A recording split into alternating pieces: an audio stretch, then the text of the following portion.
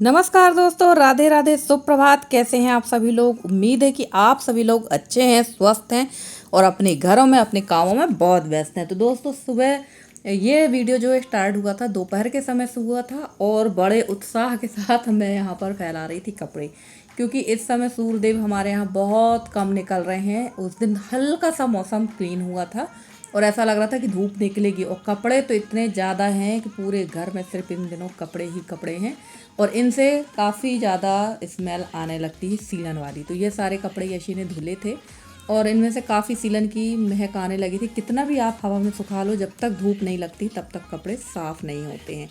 तो सूखते नहीं, जब तक धूप नहीं लगती तब तक इनसे सीलन की महक नहीं जाती। तो चलिए फटाफट से यहाँ डाल देते हैं। बस ये मुश्किल से आधा घंटा के लिए मौसम क्लीन हुआ था और आज दिन है गुरुवार का, और आज हमारे यहाँ हल्के सी धूप निकली थी अभी थोड़ी दोपहर के 12-1 बजे करीब, और उसके बाद फिर अभी शाम को हो गई है बारिश। तो चलिए सब कपड़े यहाँ फैला दें और आप लोग देख ही रहे होंगे कि चारों तरफ सिर्फ कपड़े ही कपड़े दिख रहे हैं। तो थोड़ी देर ही सही, थोड़ी तो हवा लगेगी और कुछ कपड़े ठीक हो जाएंगे। और उसके बाद मैं आ गई थी यहाँ बारामदे में, और मकड़ी का जाला जो है बहुत ज़्यादा लगता है हमारे यहाँ, बहुत ही ज़्यादा। हमारे यहाँ क्या, सभी के यहाँ लगता है। तो यहाँ कर देते हैं जाले की सफाई, और अभी इसका सफाई कर रहे हैं, थोड़ी देर बाद फिर जाला लग जाएगा। और सोकर जब उठते हैं ना, तो कई बार तो ऐसा होता है कि आप यहाँ जाला निकाले हैं, और कई बार सुबह जब सो के उठो ना, तो ये जो आपको मेरे पीछे दरवाज़ा दिख रहा है ना, यहाँ पर आते ही जाला मुँह पे लग जाता है। तो सब यही हाल होता है, घरों में जाला लगता है। तो कितनी भी आप सफाई कर लो, अब घर तभी साफ़ सुथरे दिखेंगे जब तक दीपावली की लिपाई पुताई नहीं हो पाएगी। और वैसे भी रक्षाबंधन का त्यौहार तो आ ही रहा है। हमारी काफ़ी सारी बहनों के यहाँ तो रक्षाबंधन के त्यौहार की तैयारियां भी शुरू हो गई होंगी, पर मेरे यहाँ तो कोई तैयारी नहीं हो रही है। इन हालातों में हम तैयारी करें भी तो कैसे? अब आप कहेंगे क्या हालात हो गए। तो मेरे यहाँ तो देख रहे हैं, ये देखिए बारामदे का हाल आप लोग देख रहे हैं ना, इतनी ज़्यादा सीलन है कि इसमें लिपाई करना पॉसिबल नहीं है। रसोई में भी आप देखते हैं, वहाँ भी पॉसिबल नहीं है। और अभी जहाँ मैं झाड़ू लगा रही थी, यहाँ एक कमरा है, मिट्टी का ही कमरा है, इसमें भी लिपाई करना पॉसिबल नहीं। पहली बार इतने सालों में ऐसा हुआ कि इस कमरे में भी सीलन आ गई है।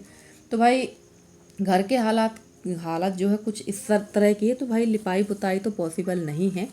तो अब देखते हैं, अब नहीं करेंगे लिपाई पुताई, वरना लिपाई पुताई करने में और भी सीलन आ सकती है।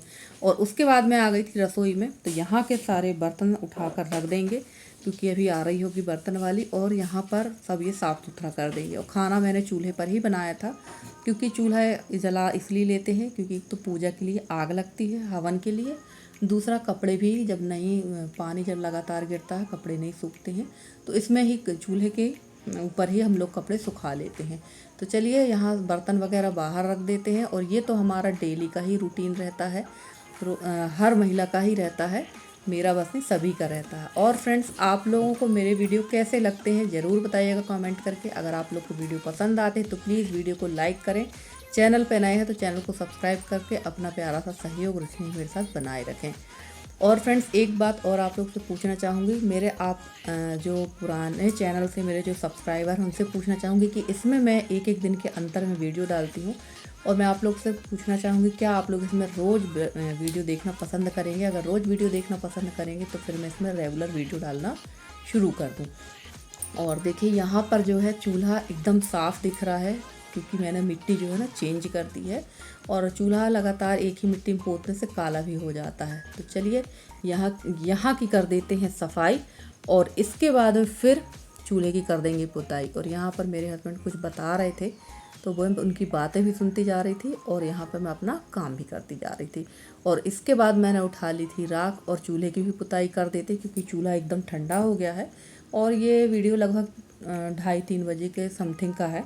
तो चूल्हा एकदम ठंडा हो गया, और राख उठाना इसलिए ज़रूरी था क्योंकि ना बिल्ली जो है पूरी राख को बाहर फैला देती है, और सबसे ज़्यादा डर रहता है कि कहीं बिल्ली इसमें गंदगी ना कर दे। तो ऐसा अक्सर होता है, इसलिए चूल्हे की राख उठा देते हैं। वैसे तो चूल्हे की राख ना भी उठाओ तो कोई दिक्कत नहीं रहती है।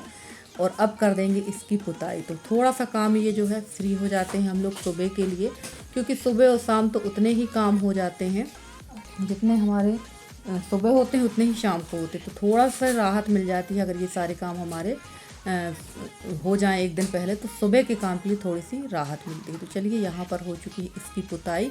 और ये काम जो चूल्हे की पुताई है वो रोज़ ही करना पड़ती है। अगर इसमें खाना बनेगा तो चूल्हे की पुताई होगी, बिना चूल्हे की पुताई किए काम नहीं होता है। और हमारी एक सिस्टर जी ने कमेंट किया था कि दीदी आपका नया घर बन रहा है तो दिखाइए, तो आप मेरे पुराने चैनल में जाकर देख सकती हैं, मैंने उसमें शेयर किया है। तो चलिए यहाँ बना लेंगे। अब मैं मिल रही हूँ सीधे आपसे सुबह के टाइम पर, यानी दूसरे दिन की एक क्लिप है। और यहाँ पर बना लेंगे खाना। तो यहाँ मैंने गोभी काट के रखी थी और रोटियाँ बनाएंगे, यानी खाने में सब्जी रोटी ही बनना है। तो चलिए यहाँ सब्जी रोटी ही बना लेते हैं।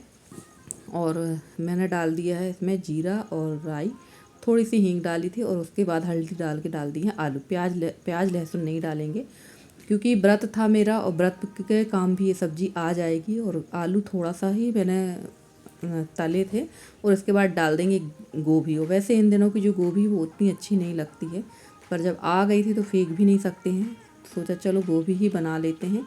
और इसके बाद बनाऊंगी मैं यहाँ पर रोटियाँ। और यहाँ पर वीडियो थोड़ा सा क्लियर नहीं आ रहा है, पता नहीं क्यों मेरे मोबाइल में थोड़ी सी प्रॉब्लम हो जाती है, कभी वीडियो बहुत अच्छा आ जाता है और कभी एकदम से गड़बड़ हो जाता है। तो चलिए यहाँ सब्ज़ी बनेगी और एक तरफ मैं बना लूँगी रोटियाँ। और मेरा खाना जो है इसी तरह से बनता है, एक तरफ सब्ज़ी भी बनाती जाती हूँ और एक तरफ रोटी भी।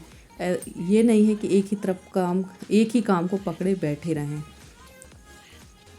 और फ्रेंड्स, मैंने पिछले जो वीडियो में पनीर बनाया था, तो उसमें हमारी प्यारी सी बहन है हेमा योगी जी, उन्होंने पूछा है कि खुद से दूध फाड़ कर पनीर बनाने से क्या होता। तो हेमा जी, हमारे यहाँ हमारी जो दादी लोग थी, बड़े बुजुर्ग जो थे, वो सारे लोग कहते हैं कि दूध खुद से नहीं फाड़ना चाहिए, क्योंकि दूध एक बलि को फाड़ना, नींबू डालकर फाड़ना बलि के बराबर हो जाता है। हाँ, अगर दूध फट गया है तो उसमें नींबू डाल के अगर आप पनीर बनाते हैं तो फिर कोई दिक्कत नहीं, पर सही दूध को फाड़ कर पनीर नहीं बनाया जाता है। तो हमारे यहाँ मैं तो नहीं बनाती हूँ भाई, और बहुत सारे लोग ऐसे हैं जो खुद भी बना लेते हैं, जो इस बात को नहीं मानते हैं, पर मैं थोड़ा सा इस बात को मानती हूँ। तो मैं घर पे साफ़ दूध जो रहता है उसको फाड़ के पनीर नहीं बनाती हूँ। अगर दूध फट गया तो पनीर बना लेते हैं। और सब्ज़ी बनेगी रस वाली, तो फटाफट से यहाँ सब्ज़ी भी बनने लगी थी और रोटी भी बनने लगी थी। और हमारी प्यारी एक और बहन है अनामिका बहन, वो कह रही थी आपके यहाँ लकड़ियाँ बहुत हैं, चूल्हा बहुत अच्छे से जल जाता है। तो हाँ बहन, हमारे यहाँ लकड़ियाँ हैं तो चूल्हा जल जाता, पर अब लकड़ियाँ भी ख़त्म होने वाली हैं जल्दी ही, क्योंकि अब जो लकड़ी है वो बाहर पानी में डली है और उनको चिरवाना पड़ेगा। और खाना पीना सारा काम मेरा हो गया था रसोई का, और मैं आ गई थी यहाँ बाहर, क्योंकि ये डिलीवरी बॉय आया हुआ था।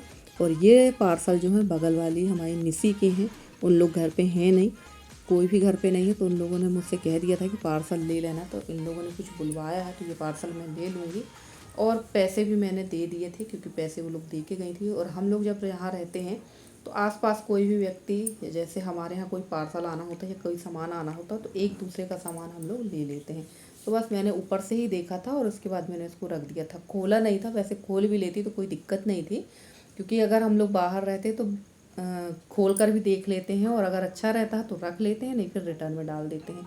और वहाँ मेरा काम तो हो गया था। उसके बाद आ गई थी मैं यहाँ सिलाई करने के लिए। तो फटाक से यहाँ पर लगा देंगे पाइपिंग ब्लाउज़ में, क्योंकि ब्लाउज़ काफ़ी दिनों से रखा हुआ था और बाकी तो पूरा फिनिश हो गया। और आज मुझे इसमें पाइपिंग करके इसकी फ़िटिंग भी करना है, क्योंकि ये काफ़ी दिनों से रखा है और मुझे उसके बाद और भी ब्लाउज़ काटना है।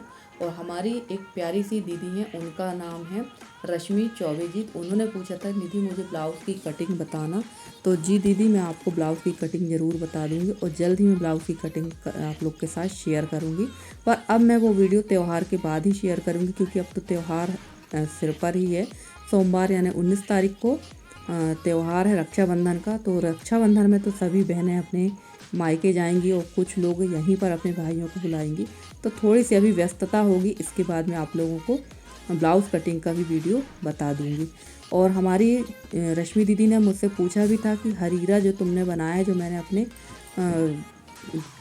पुराने चैनल पर डाला है, दीदी पूछ रहे थे इसमें क्या क्या सामान लगता है, ज़रूर बताना। तो वो भी मैं आप लोग के साथ ज़रूर शेयर करूँगी जल्द से जल्द, क्योंकि दीदी ने 2-3 बार पूछा है और मैं बता नहीं पाई, क्योंकि बहुत ज़्यादा लिखना पड़ जाता है कमेंट बॉक्स में। तो मैं ऐसे ही दीदी आपको पूरा अच्छी तरह से बता दूंगी। तो चलिए, यहाँ ब्लाउज़ में पाइपिंग भी लग गई थी और पाइपिंग मैंने ब्लैक कलर के प्लेन कपड़े से लगाई है। मैंने जो प्रिंटेड कपड़ा था ये नहीं लिया, और पता नहीं क्यों बीच में सिलाई सही नहीं आ रही थी।